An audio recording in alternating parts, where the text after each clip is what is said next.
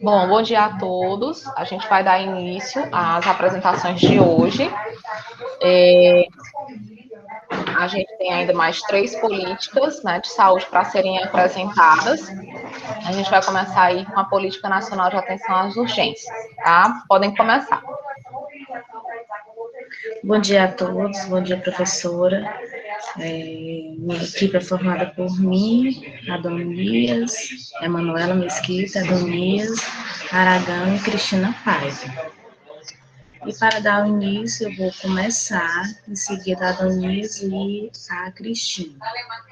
Nós vamos falar sobre a Política Nacional de Atenção a Urgências, que, na verdade, essa atenção a urgências sempre é assimilada à emergência, né? Essa política ela deve ser implantada em todas as unidades federadas, de forma a respeitar as esferas de gestão, e ela tem como seus principais objetivos garantir a universalidade, a equidade e a integridade no atendimento a urgências, seja elas cirúrgicas, psiquiátricas, obstétricas, enfim, até urgências quando eles se relatam, urgências voltadas à violência, suicídio. Dentro disso, nós vamos iniciar com esses 2 termos que vocês estão vendo aí, vocês já devem ter visto, tanto em hospitais, em ambulâncias, pronto-socorro, alguma placa enunciando esses 2 termos, emergência e urgência, né? Que aí fica igual essa menininha que está na imagem, fica o que é emergência, o que é urgência, né? Aí vem vai diferenciar diferenciar o que seria a urgência e a urgência. Antes da gente adentrar isso, a gente tem que saber primeiro o que seria essa emergência e urgência, que na verdade não é algo tão simples, né? O significado destes vocabulários, eles são bastante semelhantes. Porém, no âmbito da saúde, eles são totalmente diferenciados, até por uma questão de encaminhamento. A emergência, ela diz respeito a quando acontece alguma situação crítica ou algo iminente, com ocorrência de perigo, ou incidente, ou imprevisto, no âmbito da saúde, a circunstância que exige uma cirurgia, ou seja, ela exige uma intervenção médica imediata. Por isso, algumas ambulâncias ainda a gente consegue perceber algumas ambulâncias com a escrita do nome emergência ao lado contrário, e não urgência. E a questão da urgência, a diferenciação, que a urgência é quando existe uma situação que não pode ser adiada, que deve ser resolvida rapidamente, pois se houver demora, corre o risco até mesmo de acontecer a morte. Na saúde, essas ocorrências de caráter de urgente, elas necessitam de um tratamento, de uma intervenção médica, e muitas vezes de uma cirurgia. Contanto, ela, como é que eu posso dizer, ela possui um caráter menos imediatista. É isso. Então, a palavra urgência, ela vem de um verbo chamado ungir, né? Que ele tem um sentido de que, eu até fui procurar esse termozinho, ele tem um sentido de não aceitar demora, né? O tempo urge, o tempo não para, né? Ele não importa o que vai fazer, ele não para. Então, essa questão, essa diferença dos dois. Então, no entanto, existem situações de emergência que necessita de uma intervenção urgente, ou seja, não pode, assim, se prolongar. Aqui eu apresento para vocês um quadro que eu achei bem interessante para a gente poder reconhecer essas duas terminologias, né? Na verdade, diferenciar essas duas terminologias, a emergência e a urgência. Que aí eles trazem alguns exemplos clínicos, né, do que seria classificado como emergência e o que seria classificado como urgência. Não vou citar todos, mas alguns. Por exemplo, uma crise asmática, ela é dita como algo emergente, né? E uma diarreia ou até uma dor na coluna, uma febre abaixo de 39 graus, ela já é uma urgência. Tá?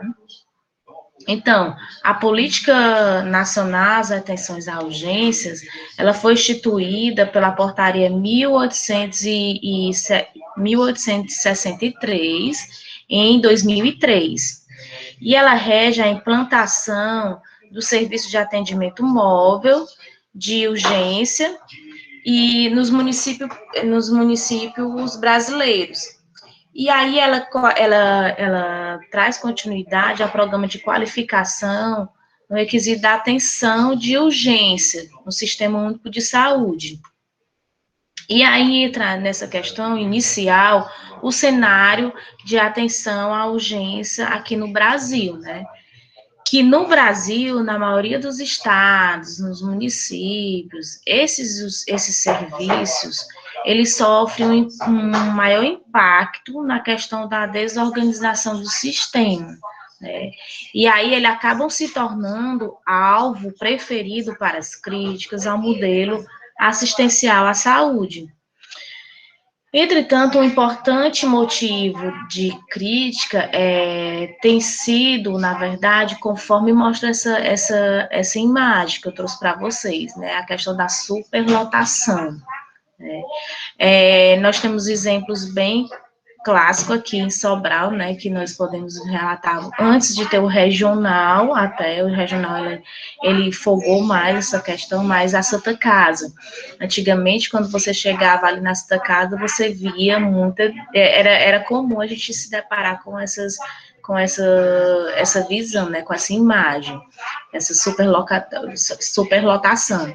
Então, isso acaba gerando impacto negativo, não só para os pacientes, também para os pacientes, né, porém também eles geram problemas num déficit de gerenciamento mesmo, porque a superlotação, ela aumenta o risco tanto de mortalidade para os casos de atendimento com atraso, ou até mesmo a causa de descontentamento para as demandas, independentemente da gravidade do caso, além de outras consequências, que é a questão da flexibilização, né, dos cuidados, a ética profissional também acaba sendo afetada nessas questões. Então, aqui a gente vem com a pergunta de como deveria ser, então, esses espaços, né, esses serviços, como que esses serviços eles deveriam estar sendo melhor administrados. Os serviços de urgência, eles devem ser utilizados em circunstâncias específicas, né, que é a questão da utilização adequada, que no caso de um paciente grave, para que esse paciente, ele não chegue a óbito, ele seja cuidado, ele tenha um cuidado, uma atenção melhor, que ele tenha um espaço adequado, que ele seja assistido, né? Então, o hospital, ele tem que ter todo esse preparo, ele tem que ter toda essa organização, que o paciente ele já chega no estado grave e ele consiga, assim, ser atendido conforme rege a saúde, né?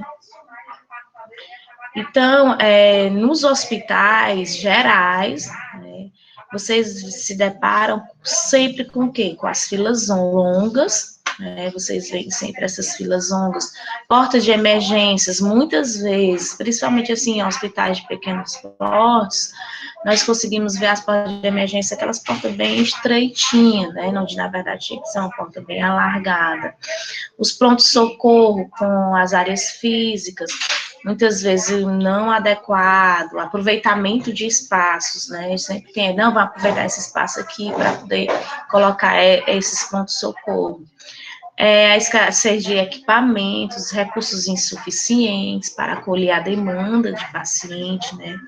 As filas e a demora de espera do atendimento, e também a desqualificação na questão do atendimento. E aí também algo muito comum, que é os pacientes internados em macas, né? A gente consegue observar isso, que esses pacientes, muitas vezes, eles ficam, os leitos acabam sendo as macas, né? Então, isso aí não deve acontecer, né?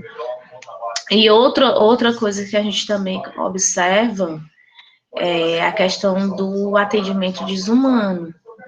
Nessa imagenzinha aí, ela figura bem, que uma mulher chega com seu filho, ou sei lá quem, né? Ele chega pedindo atendimento, aí, doutor, meu filho levou uma facada nas costas. Fique tranquilo, isso é só uma virose, né? Então, aí ele diz, vamos logo aqui para atender o próximo. Enfim, o acolhimento, o recebimento dessa pessoa que está precisando de um atendimento, ele tem que ser um atendimento adequado, né? Devido àquela necessidade que aquele paciente tem.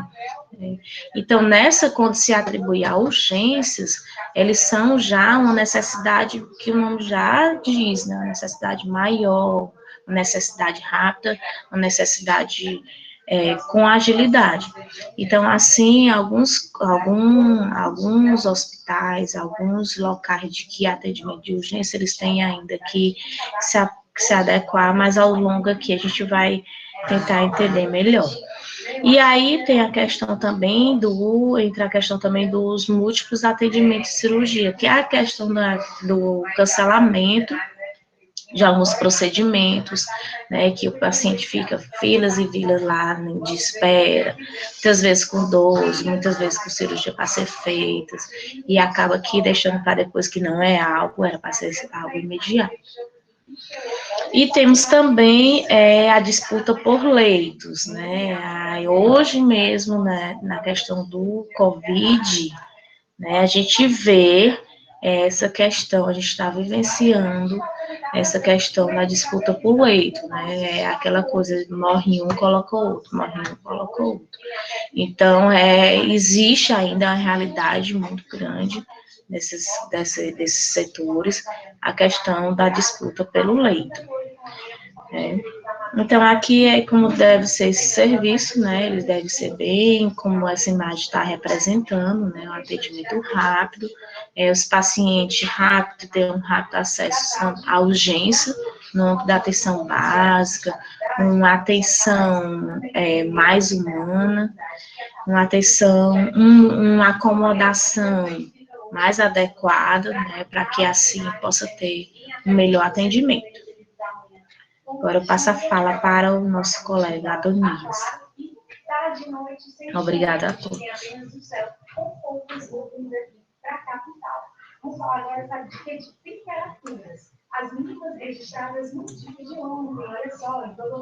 Bom dia, vocês conseguem me ouvir? Sim, Adonias. Tá ótimo. Bom, então a gente vai ainda mais reforçar isso que a Emanuela já falou, né? Vocês vão ver que a gente vai continuar chovendo no molhado, mas vai ajudar a gente a reforçar tudo isso, e a gente vai ver também através de normatizações e tudo isso que ela falou, tá?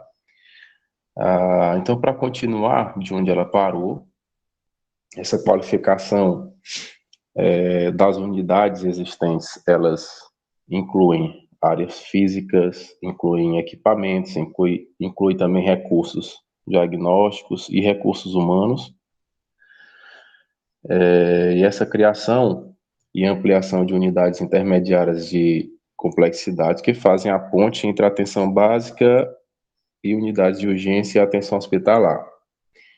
É uma porta de entrada ao sistema de saúde, né? Como nós já vimos anteriormente, não apenas o atendimento primário ali, mas os atendimentos de urgência também são uma porta de entrada, apesar de exigir já algo mais específico, né, uma demanda mais específica, mas é uma porta de entrada, né? E muitas vezes, através dessa porta de entrada aqui das urgências, é que o paciente ele vai ser encaminhado para outros níveis de atendimento, né? Seja para o terciário, ou seja, ele receber uma alta e voltar a ser acompanhado ali pela atenção primária, através das unidades básicas de saúde.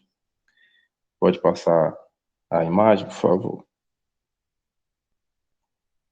Ah, pronto, como eu estava falando, né? A gente vai falar muito, nessa primeira fala aqui minha, sobre as portarias que normatizam, que regulamentam todas essas regras, essas leis de atendimento de urgência, tá certo? A primeira portaria, né, sobre isso é a portaria 2048, de 5 de novembro de 2002, tá certo? É a portaria mais extensa de todas as portarias que nós vamos ver aqui, é muito extensa. Cada item desse aí que nós vemos, para vocês terem ideia, são capítulos, né? E aí dentro desses capítulos tem artigos, tem incisos, então é muito extenso, é muito comprido. Mas a gente vai citar aqui os títulos aí, como vocês estão vendo.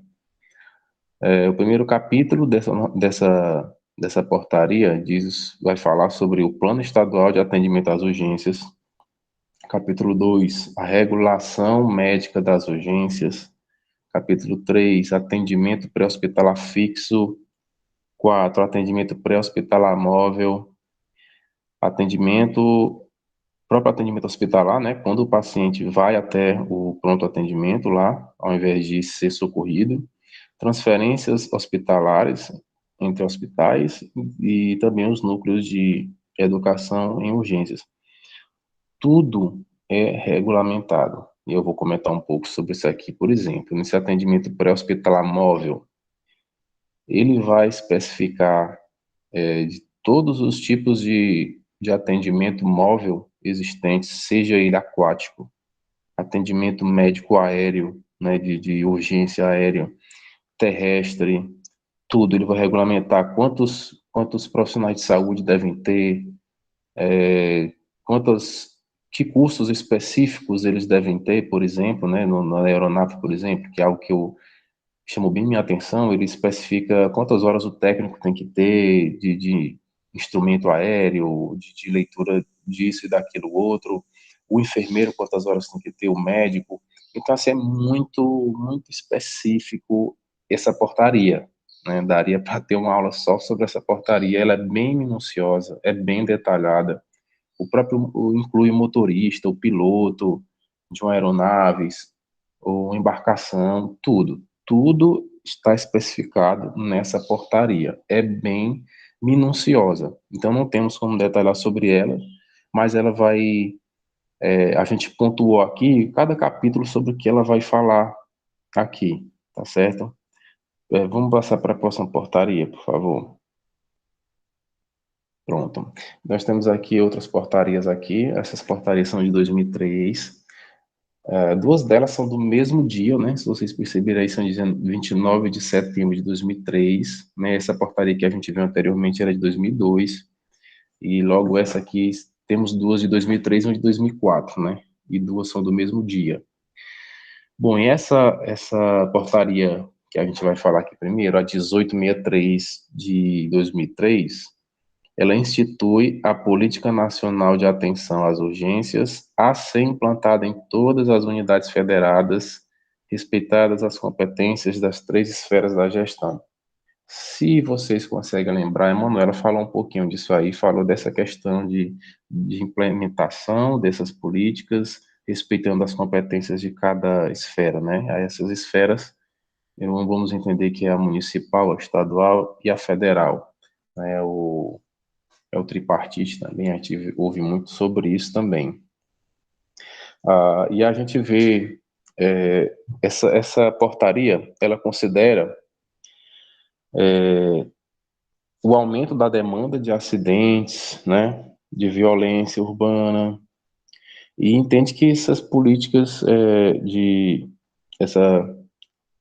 essa necessidade dessa demanda de atendimento de urgência é um importante componente dentro da assistência de saúde. Então, dentro da assistência de saúde, entende-se essa portaria considera essa importância e considera o aumento, e dentre outras coisas, né? E aí é o motivo da existência dela, vamos dizer assim. Ela considera várias coisas, e uma delas é o aumento da demanda já nesse ano aí de 2003, e já mesmo nesse ano de 2003, já na portaria 1864, no mesmo dia, 29 de setembro de 2003, institui componentes pré-hospitalar móvel da Política Nacional de Atenção a Urgências.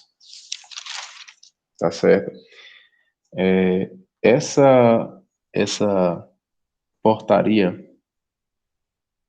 de 1864, ela é a portaria que institui o SAMU, tá certo? Para quem não sabe, quem não sabia antes, essa é a portaria 1864, é a que institui o SAMU. Através de decreto, né? Através de portaria, enfim, implementou o serviço de atendimento móvel de urgência.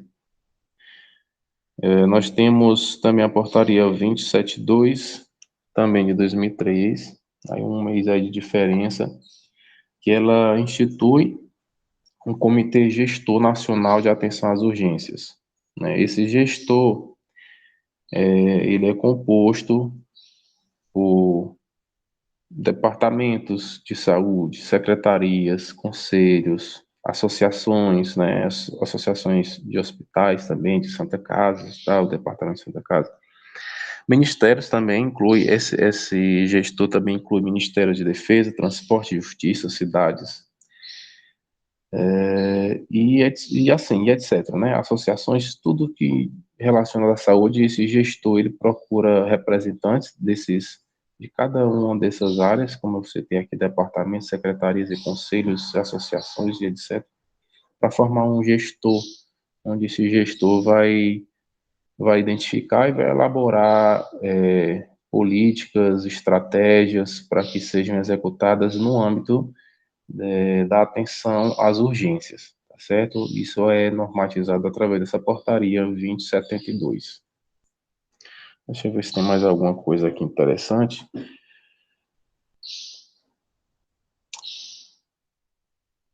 Não, tudo bem, vamos passar para a próxima portaria, né? Pode passar a imagem, por favor. Muito bem, mais portarias, né? Como eu falei, são muitas portarias regulamentando e normatizando esse atendimento.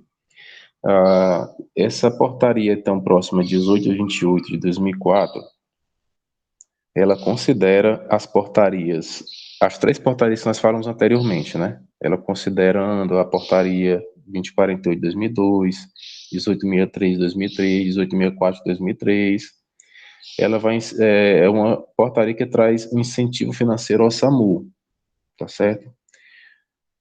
Então, ela institui incentivo financeiro para a adequação à área física das centrais de regulação médica de urgências em estados, municípios e regiões de todo o território nacional. São incentivo financeiro ao SAMU, tá certo? Lá está bem especificadozinho quando você for abrir essa portaria. Inclusive com valores específicos, né? As cidades, tantos mil habitantes, tantos mil, né? Eu achei muito pouco, né? Porque eu lembro que vi que são cidades até 250 mil habitantes, se eu não me engano, era 50 mil, e era um valor único. Mas assim, 50 mil em 2004 também era diferente, mas de qualquer forma, para a saúde, realmente é só um incentivo mesmo, né? Não resolve muita coisa, não. 50 mil não resolve quase nada, mas é um incentivo, né? E também tem também um incentivo por equipe, né? Que tem o SAMU, ele tem um suporte básico, tem um suporte avançado, né? A vida. Então, ele diferencia também esse incentivo também em valores, tá certo? A portaria 2440 de 2004 também considera as portarias anteriores que nós vimos, né? Portaria 1863, 1864. elas são bem importantes, né? Nas políticas, assim, de atendimento de urgência, a portaria 1863, a 1864, elas são bem enfáticas, e outras portarias que nós vamos ver aqui, elas sempre estão mencionando elas, e como se estivesse regulamentando algo a mais, né, a respeito delas mesmo. Constitui grupo técnico visando avaliar e recomendar estratégias de intervenção do Sistema Único de Saúde para abordagem dos episódios de morte súbita, né? Essa portaria, ela considera as doenças do aparelho circulatório como uma das principais causas de óbito no país, né, naquela época, naquele período que nós estamos vendo, cerca de 32%, no caso, as doenças isquêmicas do coração, responsáveis por até 80% dos episódios de morte súbita.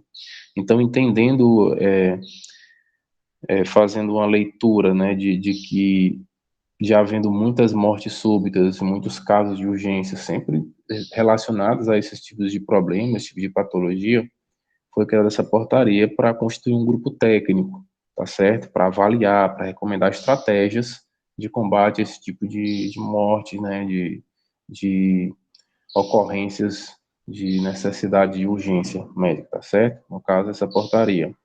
A portaria 2657, de dezembro de 2004, também do mesmo ano,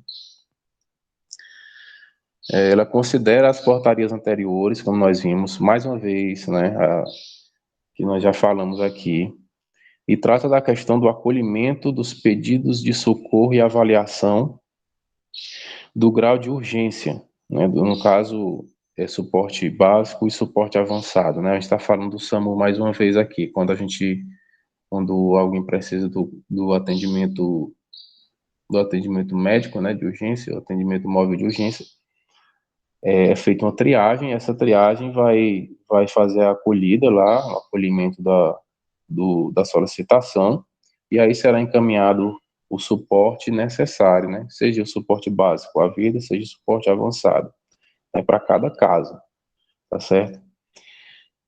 Então estabelece atribuições, como diz a nossa tela aí, das centrais de regulação médica de urgências, isso aí é o atendimento lá do SAMU, e o dimensionamento técnico para a estruturação e a operacionalização das centrais. Bom, isso aqui estabelece como deve ser, né, as regras de como deve ser esse acolhimento lá pelo SAMU, né, pelo médico que atende. Eu creio que é um médico que faz o atendimento, né, pelo que eu entendi aqui das portarias, e dessa portaria especificamente, quem faz o atendimento lá das ligações é um médico, né, o atendimento. Pode passar, por favor, essa imagem. Deixa eu ajeitar aqui minha tela. Pois bem, então a gente vai falar mais ainda de acolhimento, né?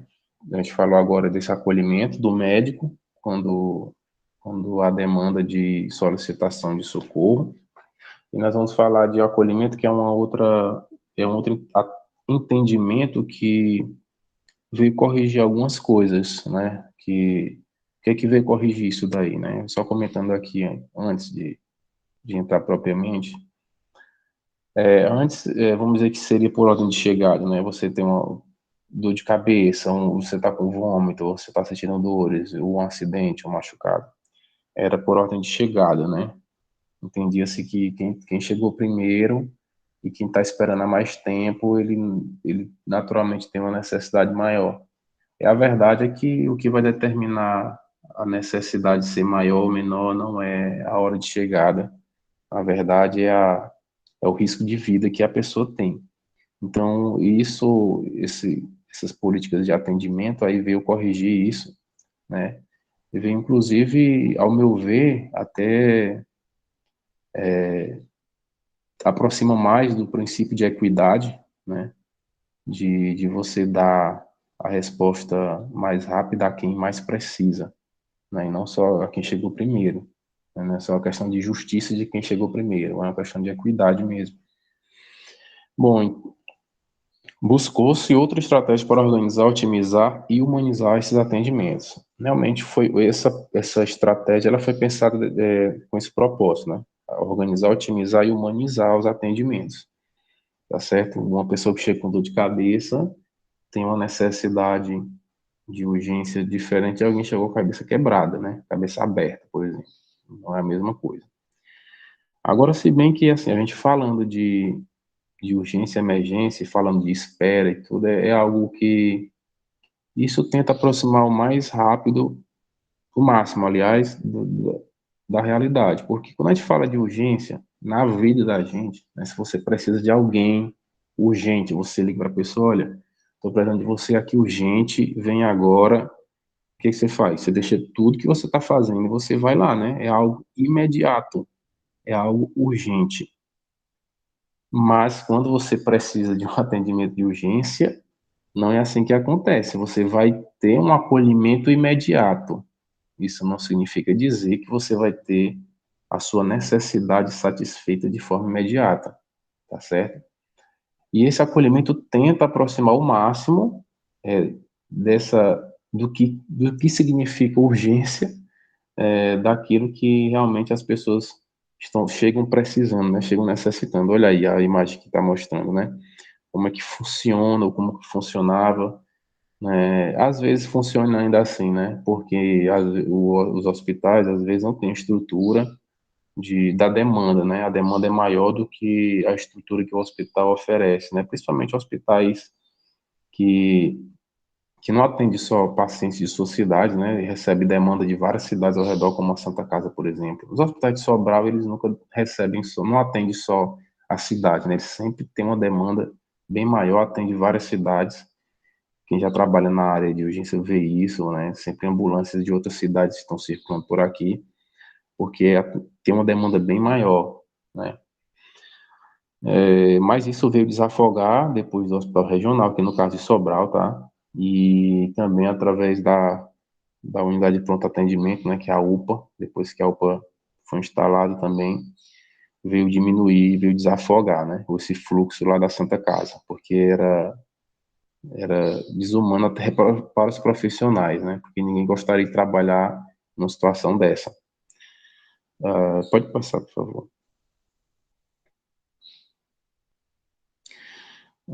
Bom, classificação de risco. Bom, esse atendimento, esse acolhimento, né, por prioridade, por entendimento assim, ele passa por através de análise, né, do grau de necessidade do usuário, né, como eu falei aqui, o paciente que chega com uma dor de cabeça, enxaqueca, de um paciente que chega com a cabeça aberta, né, o grau de necessidade do usuário e a ordenação do atendimento de acordo com o nível dessa de necessidade, né.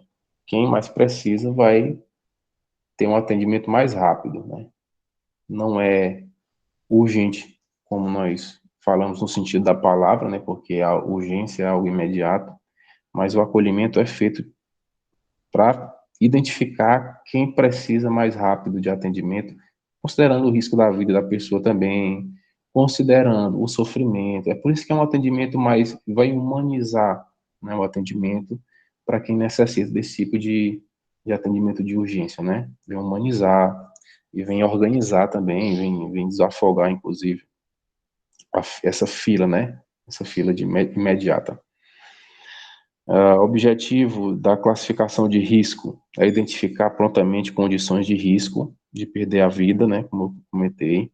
Isso tem prioridade para passar na frente de outro que não está com risco de vida. Extinguir a triagem por porteiro, que antigamente era o porteiro que fazia essa triagem, às vezes era de quem chegava primeiro. Vamos dizer, por exemplo, tinha uma demanda para entrar na parte de espera ali, 20 pessoas, quem chegou depois ficava fora, o porteiro controlava quem saía, quem entrava, para saber quantidade de pessoas que podiam entrar. Então, assim, veio resolver esse problema, porque o porteiro não é um profissional de saúde, então não existia acolhimento, e veio humanizar também o atendimento, né? Extinguir a triagem por porteiro, por recepcionista, né? Organizar o processo de trabalho e espaço físico, né?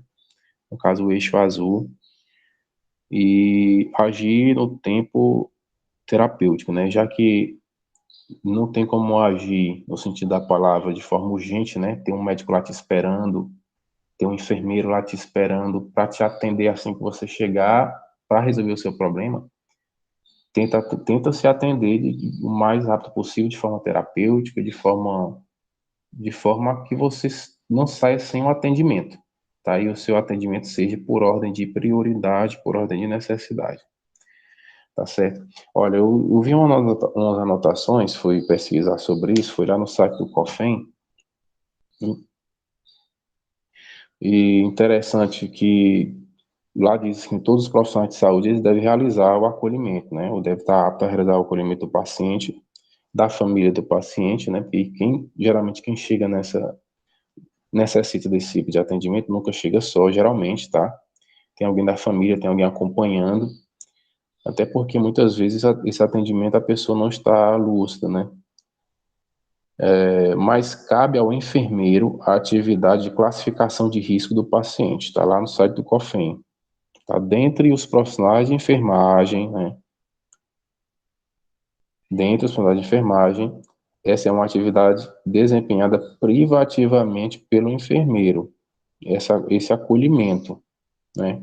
Onde ele vai fazer essa escuta qualificada, né?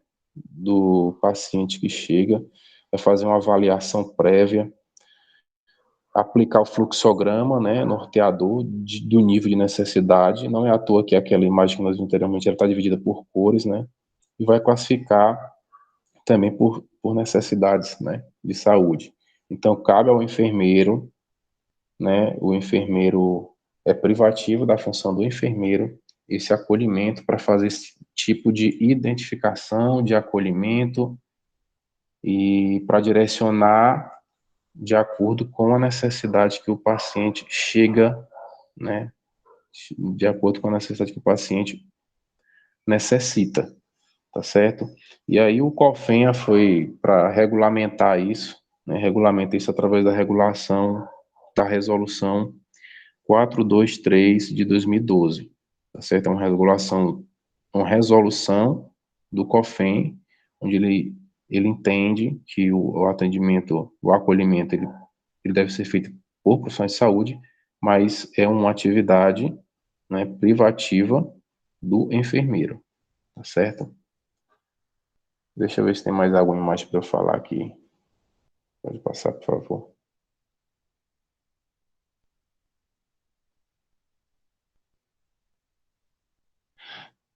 Pode passar, eu acho que ainda é para eu falar sobre isso. Acho que aqui eu encerro, né? Então é assim. Gente, só um instante, meu celular está com problema na tela e eu estou com dificuldade para visualizar essa imagem agora. Só um instante.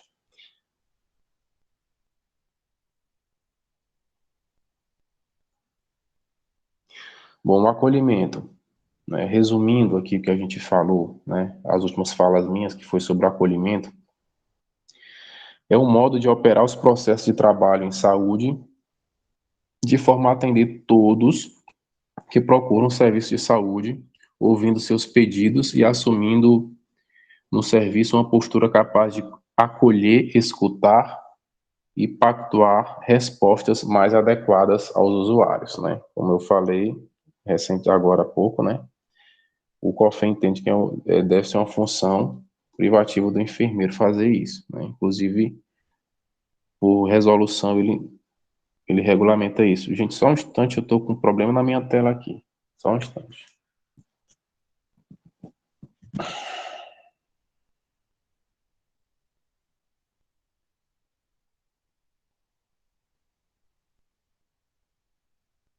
Vocês estão me ouvindo? Aí alguém dá um sinal, porque a gente só ouve nossa fala e não consegue ouvir nada, né?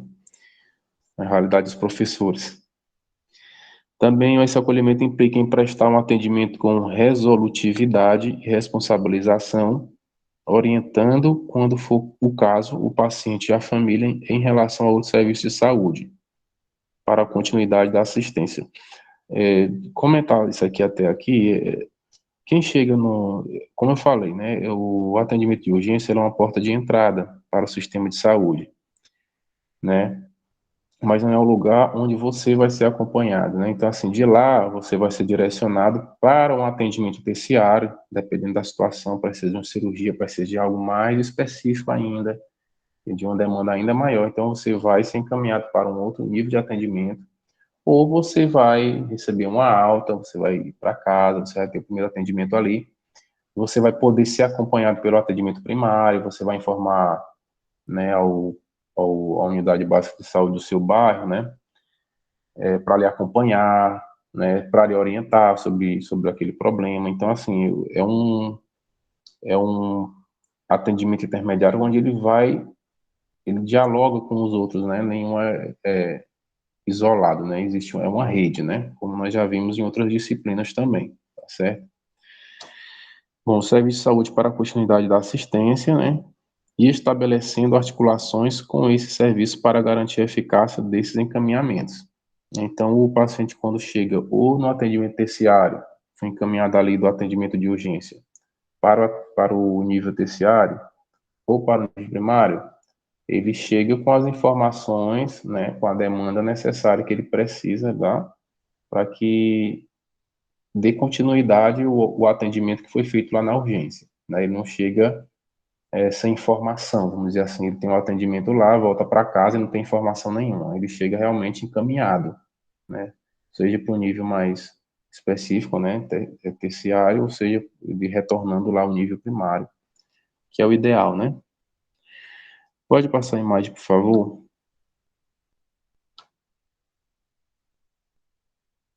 Pronto, aí essa última imagem aí, a gente vê a classificação de risco, processo dinâmico, identificação de doentes que necessitam de tratamento imediato e de acordo com o potencial de riscos e agravos à saúde ou grau de sofrimento, né? Às vezes não é só a necessidade, não é algo visual, né? Também é a questão do sofrimento também que a pessoa está sentindo, né? Esse acolhimento, ele tende, né? Tem um propósito também de diminuir o mais rápido possível essa questão do sofrimento. E tem outra coisa também, às vezes os agravos, né? O paciente chega com um nível específico ali, ele é acolhido, ele chega em uma específica cor, né? Às vezes não parece estar tão grave, mas acaba se agravando, né, durante a espera, e aí tem que fazer uma nova leitura. Por isso que é preciso o acompanhamento de um profissional de saúde.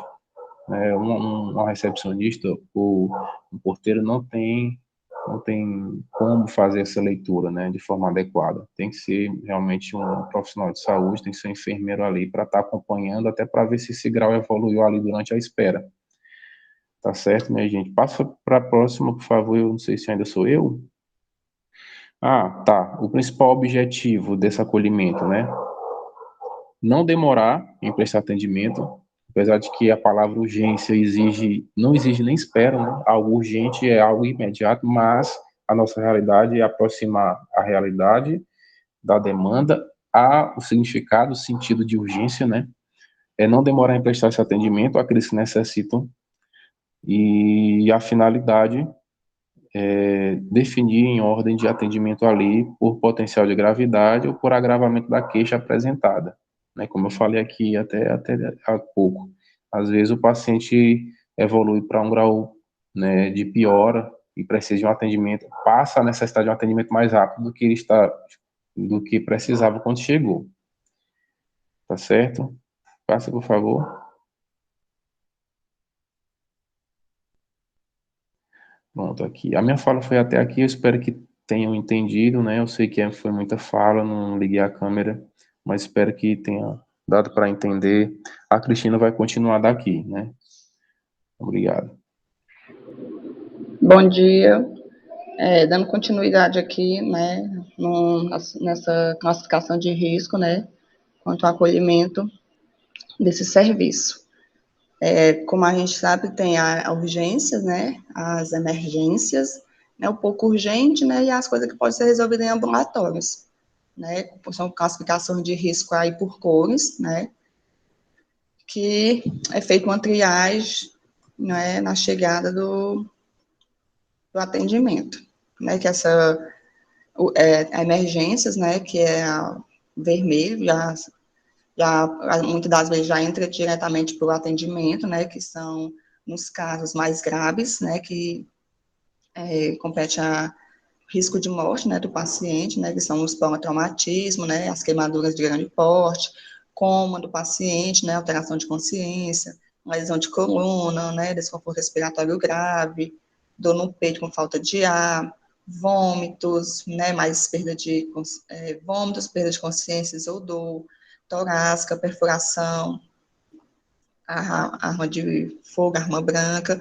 as intoxicações, né, tentativa de suicídios, hiper ou hipoglicemias, né, que diagnosticadas, que muitas delas alteram o nível de consciência do paciente, né, no caso de paradas, né, muitas das vezes o paciente chega já no hospital parado, né, alterações de sinais vitais, né, com sintomas diagnosticados, no caso de hemorragias, né, e caso das fraturas e ferimentos de corte, né, esses são as urgências, né, que precisa de atendimentos imediatos.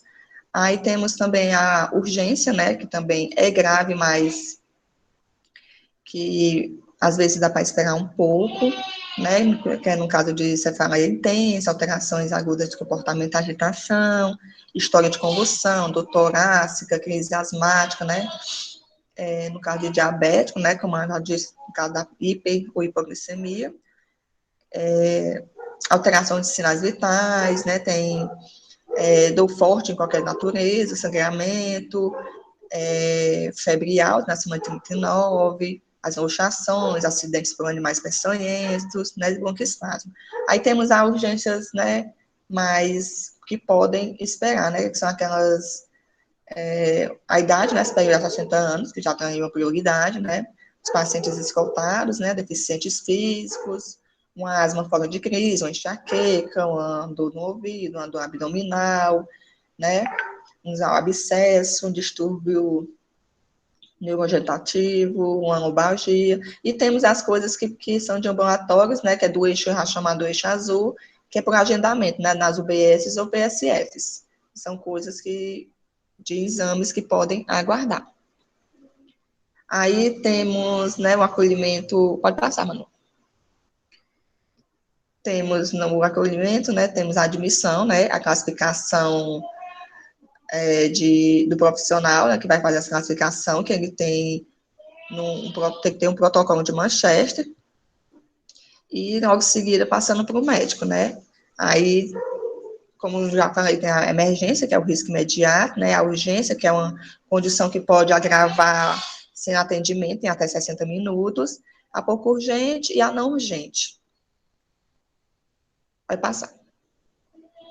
Aí, como ele já falou, a finalidade desse acolhimento, né? O acolhimento é um modo de operar os processos de trabalho em saúde, assumindo uma postura capaz de acolher, escutar e dar resposta adequada aos usuários, né? É um acolhimento que tem aí a capacidade de reorganizar o serviço, né? Aí, nas redes de atenção a urgências, né?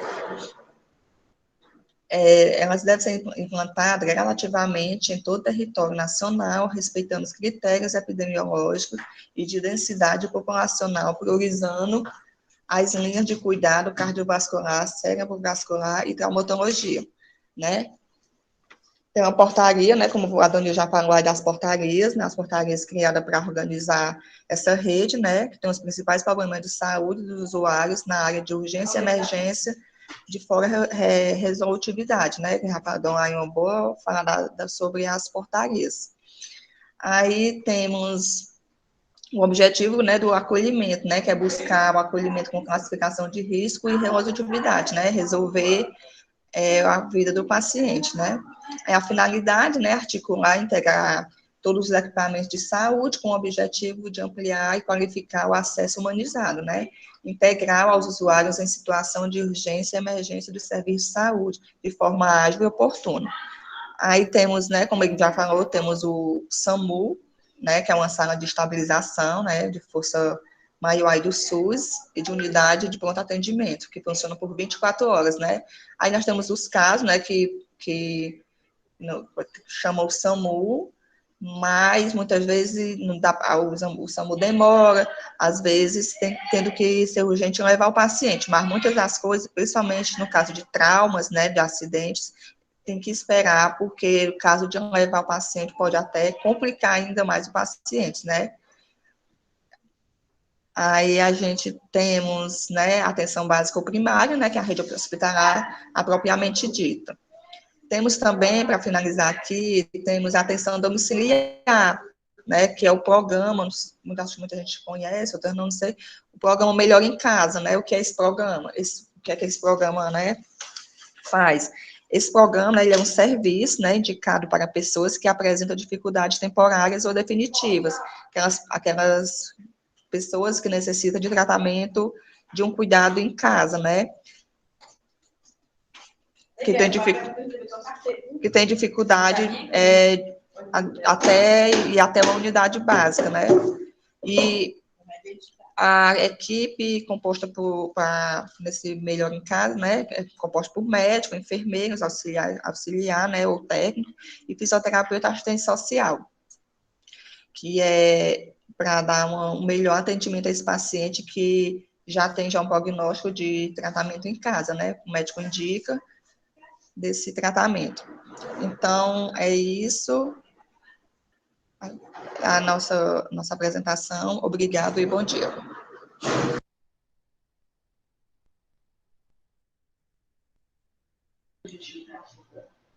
Oi, bom dia. Dúvidas, pergunta com relação à apresentação dos meninos? Não é necessário justificar no LCI. Tudo que você precisa fazer é a declaração, tá bom? Parabenizar aí a equipe, né? É uma das políticas, né? Hoje em dia, devido à questão da epidemiologia, como vocês apresentaram, é uma das políticas mais importantes que o Ministério da Saúde tem trabalhado, tem atuado. Exatamente pela questão da epidemiologia, como eu falei, nós temos, né, um número muito grande, muito expressivo de pacientes com politraumatismo, pacientes lesionados por armas brancas, armas de fogo, né? Então, além dos AVCs, dos infartos, que são também, né, direcionados para os serviços de urgência e emergência. Então, realmente é um tema bastante amplo e é uma das políticas, né, mais trabalhadas hoje em dia, sobretudo a nível hospitalar. Então, parabéns para a equipe, né, que apresentou tão bem essa política. Se nós não temos mais perguntas sobre a política de urgência e emergência, podemos passar para a próxima equipe.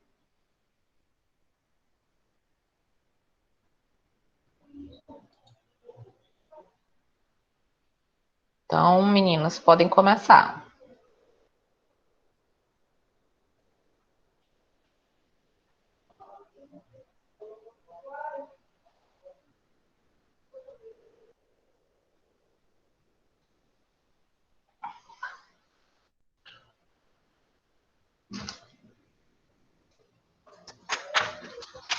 Bom dia, vocês estão me ouvindo? Sim, vou desligar aqui a câmera e o microfone. Tá. Então, bom dia novamente. Só esperar apresentar aqui. A minha equipe, né, que é composta por mim, pela Isabel e pelo Ivano, a gente ficou responsável para abordar a respeito da Política Nacional de Atenção Integral à Saúde da Criança, que é como o próprio nome já diz, né, é uma atenção voltada para as crianças.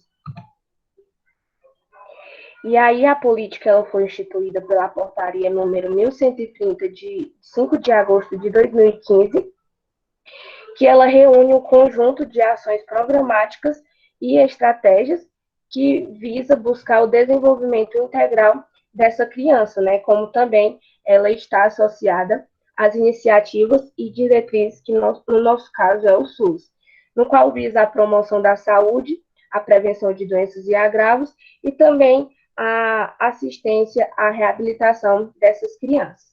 E aí, com isso, a política, ela estará defendendo, fazendo defesa dos direitos da vida e saúde da criança. E aí, como as demais políticas têm seus objetivos, a política de atenção voltada para a criança, ela também vai ter os seus. E aí, um dos principais objetivos dessa política é promover e proteger a saúde da criança e o aleitamento materno, né?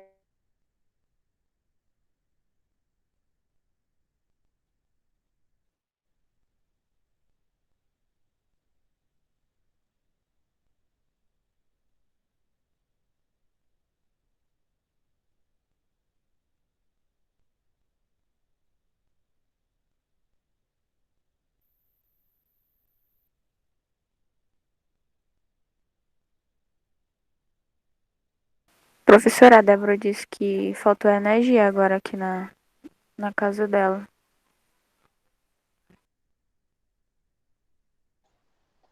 Ela que está apresentando, né? Sim. Vamos aguardar um minutinho para ver se volta a energia e ela consegue entrar de novo. Vamos aguardar uns 5 minutinhos, se não, ver se ela consegue mandar para algum de vocês ou para mim.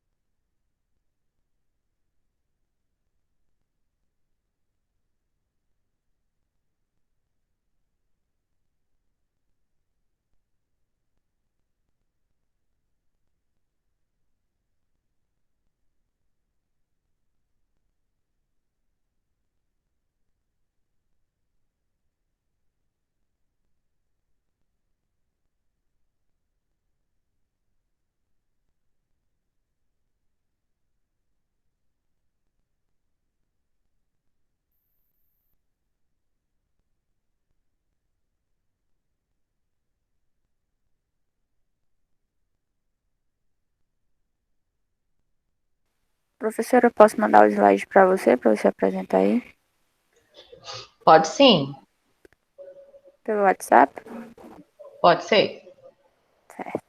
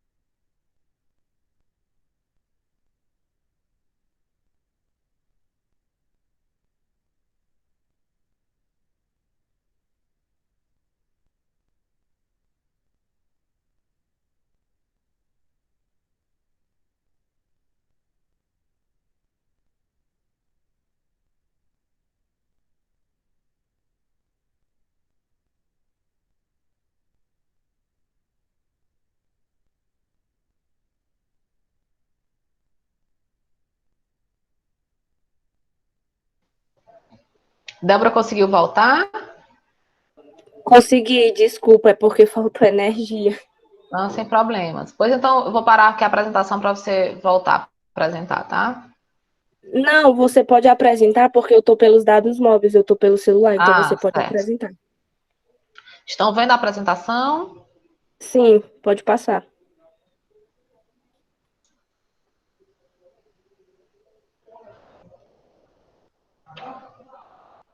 Pode passar. Pronto. E aí, como eu estava falando, né? Como as demais políticas têm seus objetivos, essa também vai ter. E aí, como eu estava falando, um dos principais objetivos é promover e proteger a saúde da criança e o aleitamento materno, né? Justamente nos casos de desnutrição infantil, como ela também visa o desenvolvimento com qualidade dessa criança. E aí, para que esses objetivos eles sejam alcançados, é necessário que durante os atendimentos a esta criança, eles busquem cuidados integrais e integrados, para que assim haja uma qualidade à assistência à saúde dessa criança. A política, ela abrange da gestação aos 9 anos de vida, porque é preconizado pela política que toda criança ela seja acompanhada, principalmente na sua primeira infância, que é de 0 a 5 anos de idade, como também na sua considerada criança, que é de 0 a 9 anos. E aí, com tudo isso atrelado, a política ela tem como resultado eficaz a redução de morbimortalidade e um ambiente facilitador de condições dignas de existência. E aí, inclusive, o Brasil, né, ele já conseguiu a redução de mortalidade infantil, e aí, com a implantação dessa política, ele visa ainda mais reduzir a morbimortalidade tanto do feto, quanto também materna e infantil. Pode passar.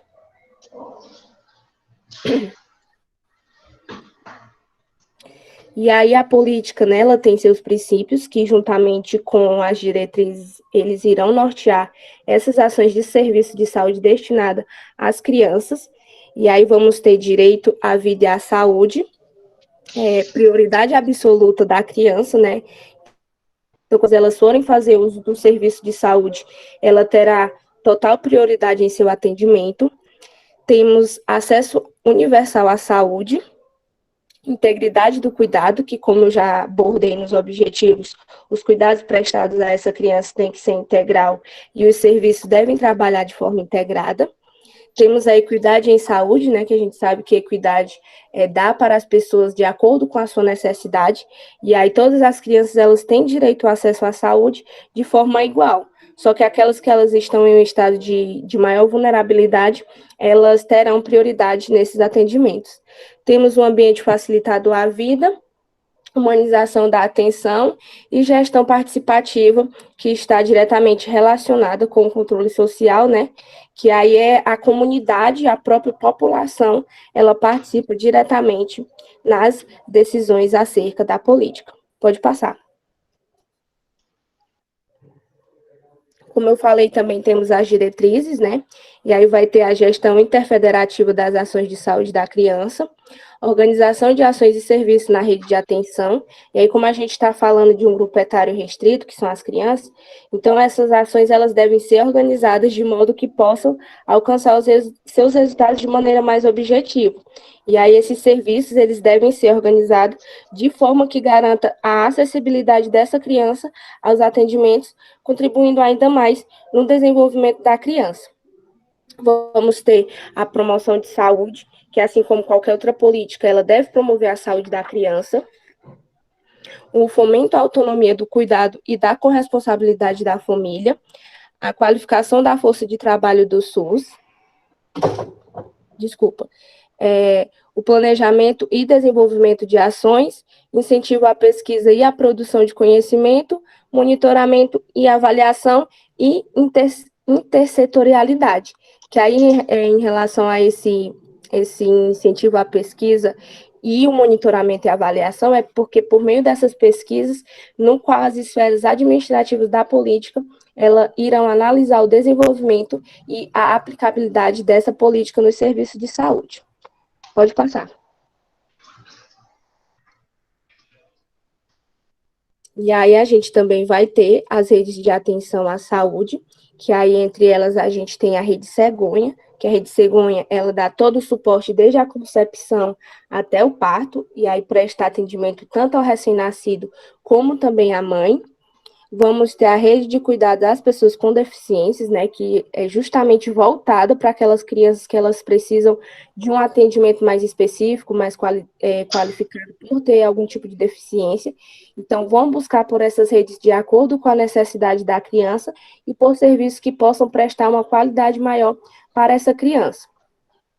Vamos ter a rede de atenção à psicologia e pessoas com com doenças crônicas, e aí, como exemplo, a gente tem os CAPS, né, que são os Centros de Atenção Psicossocial, que aí o CAPS infantil, ele vai prestar atendimento específico às crianças, e aí, em algum momento em que essa criança, ela venha fazer alguma consulta, aí o profissional, ele perceba que essa criança precisa de um atendimento psicossocial, ele vai estar fazendo o encaminhamento dessa criança para o CAPS, né, para que ela tenha um maior suporte. E temos a rede de atenção às urgências, que ela está diretamente ligada a casos de acidentes que possam acontecer. E aí esses serviços, né, eles vão estar ali para prestar uma boa assistência. Pode passar. E aí, para encerrar minha fala, eu vou falar agora do financiamento, avaliação e monitoramento da política.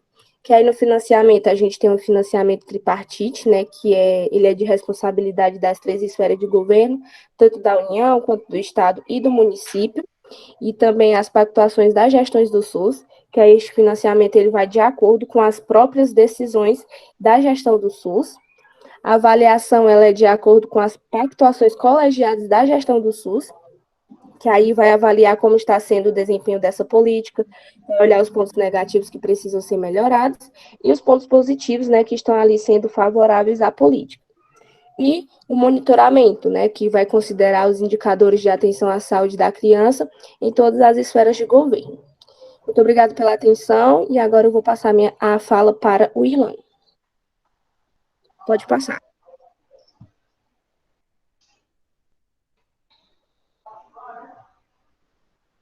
Bom dia, eu vou falar sobre políticas e programas de saúde voltados à criança brasileira.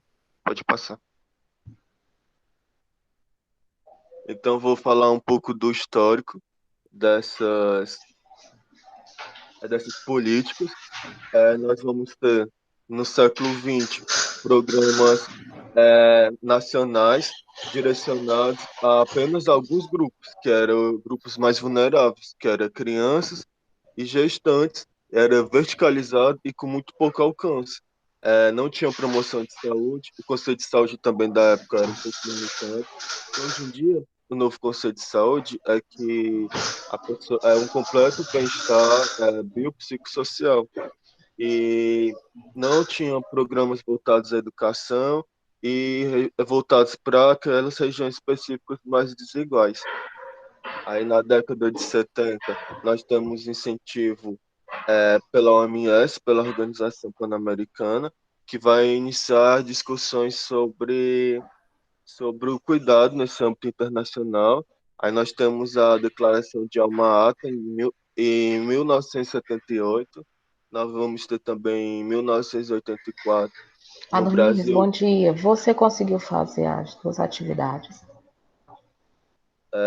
Criado o Programa de Assistência à Saúde Integral à Saúde da Criança, o PASC, que ele deseja priorizar um grupo de risco e ao mesmo tempo vai qualificar esses crianças, esses grupos, e aí a gente já vê em 84 uma mudança de cuidado, né? Não visando apenas as doenças, mas também programas voltados para a educação.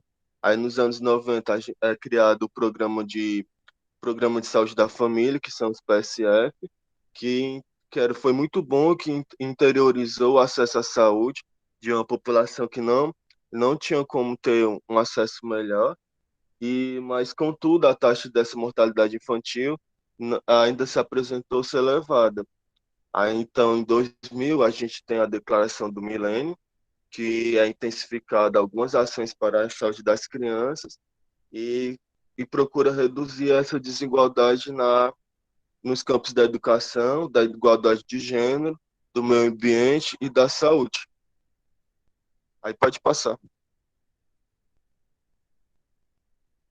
Pode passar, professora.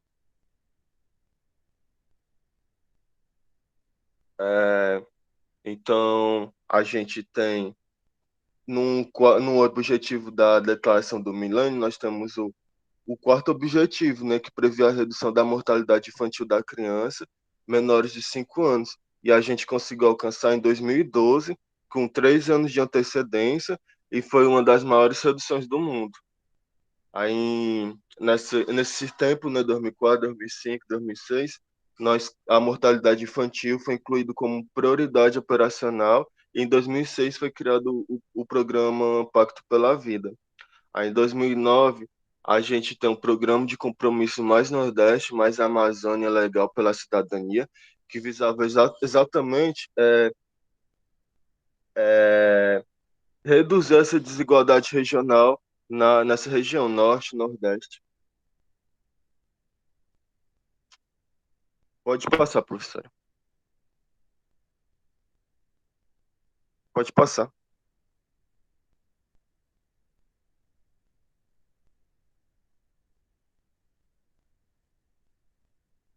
Pode passar, professora.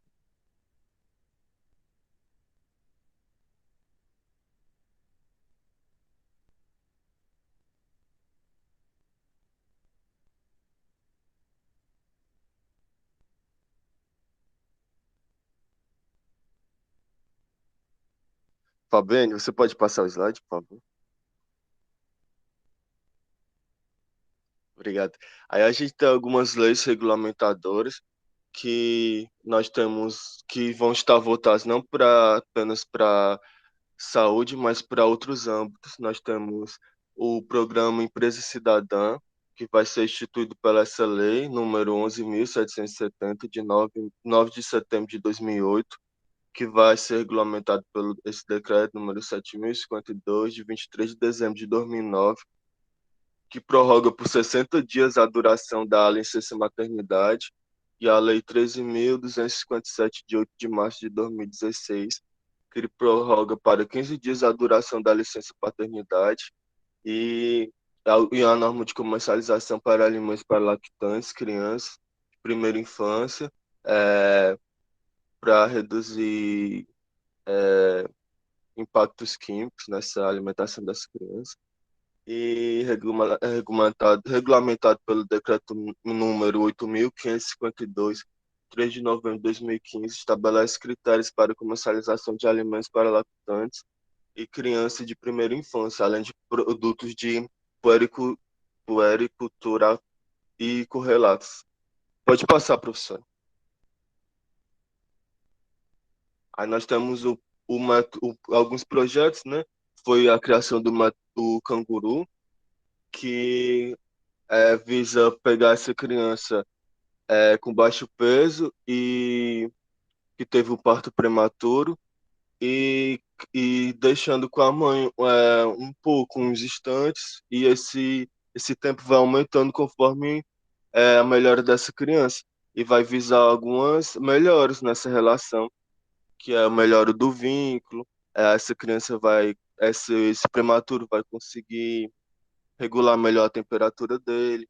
E em 2011 é criada a Rede de Atenção à Saúde da Mulher e da Criança, que foi denominada Rede Cegonha, que a Débora já comentou. O Bolsa Família também ajudou muito a reduzir a desigualdade. Temos também o SUS, que deu oportunidade de saúde, né, para todos. Pode passar, professor. Aí nós temos, vou falar também sobre a situação da criança brasileira. Pode passar, professor.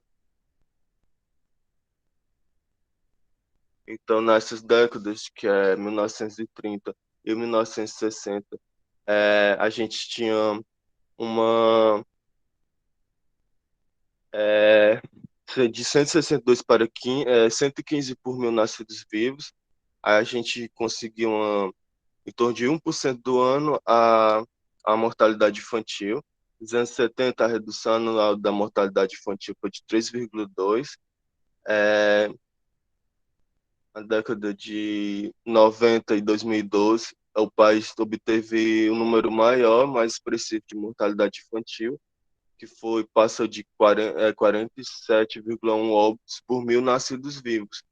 E de 1990 para 2012, temos uma diminuição de 70% de mortalidade infantil.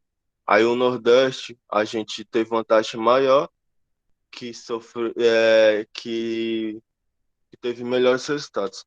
Pode passar, professor. Aí a taxa de mortalidade infantil, como eu também já tinha falado, foi a gente alcançou em 2012. É,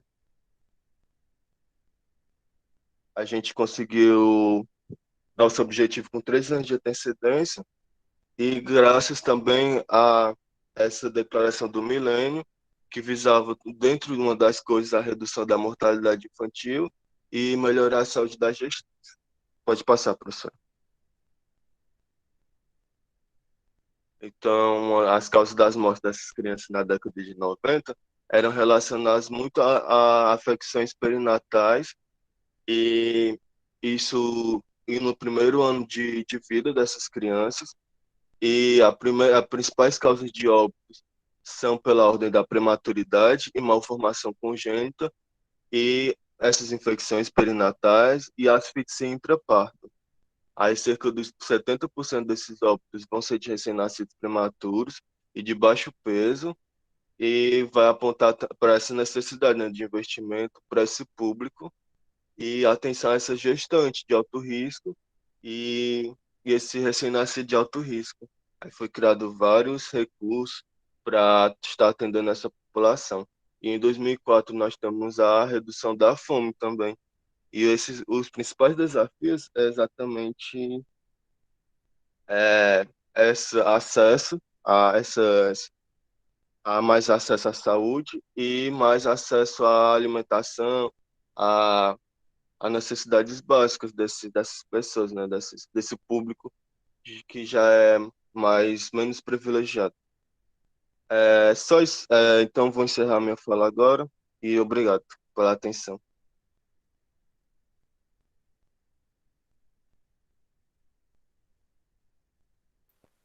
E pode passar, professor. Bem, bom dia, gente. Eu vou falar sobre o Estatuto da Criança e do Adolescente. Pode passar, professor.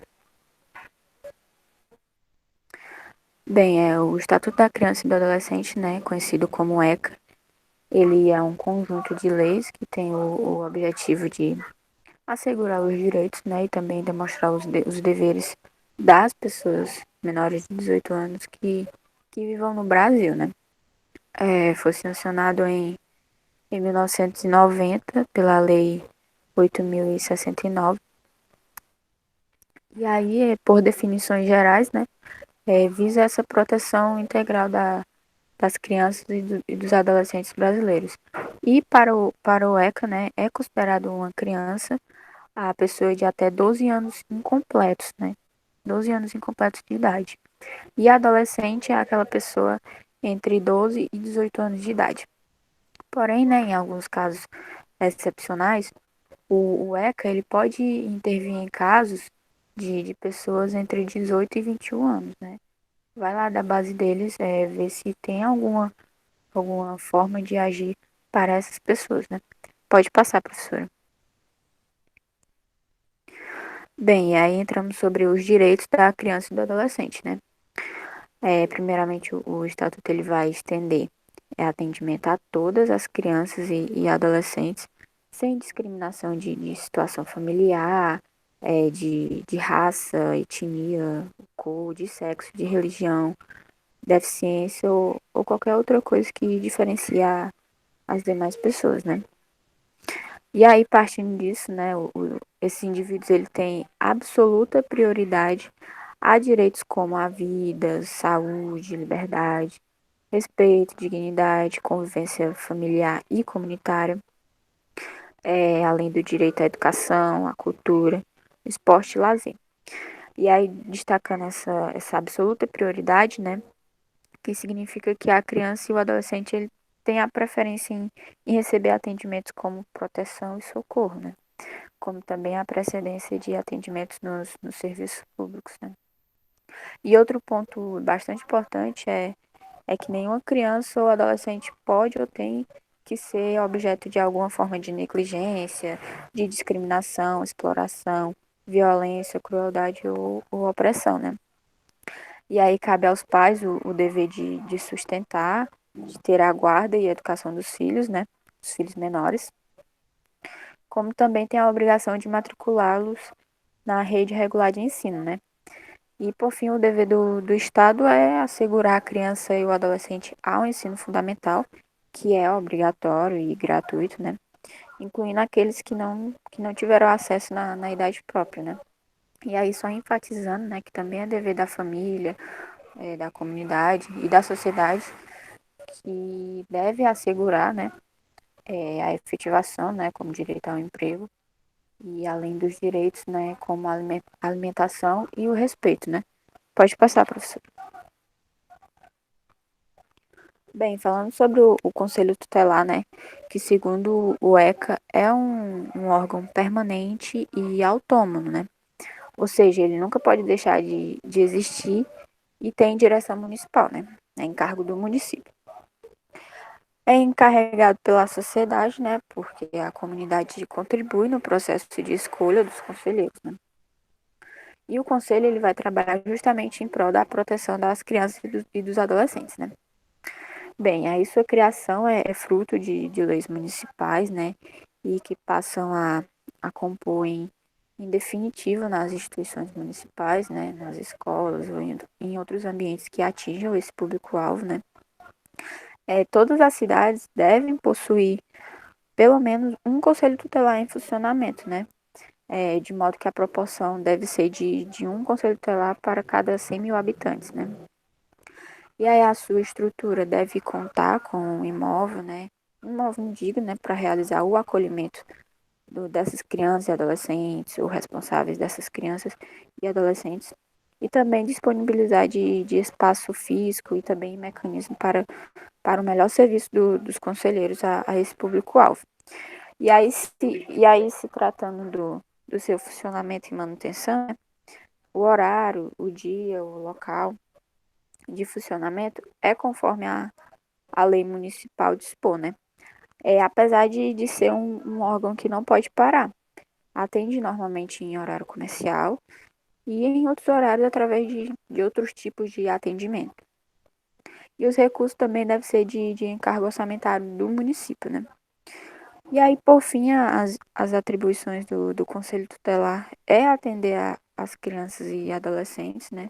Como também atender e aconselhar os pais e os responsáveis dos filhos, né? Informar os direitos e deveres da criança e do adolescente, ouvir as queixas, reclamações, também disponibilizar serviço público de saúde, educação, segurança e trabalho. E garantir os direitos e deveres dessas pessoas, né? Seja fiscalizando e participando de ações que combata a violência, a discriminação no ambiente escolar, familiar e comunitário, né? E era isso que queríamos passar, espero que a gente tenha sido bem claro. E obrigada pela atenção.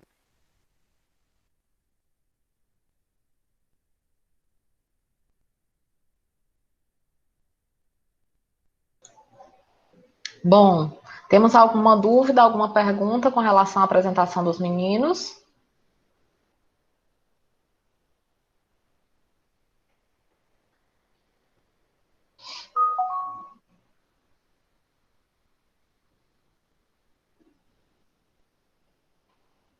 Então, meninos, parabéns, né? Realmente foi uma excelente apresentação. É outra política muito importante, porque ela envolve não só a questão, como o próprio nome diz, a atenção integral, né? Ela não envolve só a questão da saúde da criança, mas também todas essas questões sociais e de preservação dos direitos, né, das crianças e dos adolescentes, né? Como o próprio ECA ele vem para garantir esses direitos, né? E realmente parabenizar a equipe, né? A equipe conseguiu trazer todos os pontos mais importantes inerentes à política, né, de saúde da criança e do adolescente, tá? Realmente parabenizar. Meninos, temos alguma dúvida, alguma pergunta? Porque a gente ainda tem mais uma equipe, mas ela não vai conseguir apresentar hoje, porque tem algumas pessoas que estão com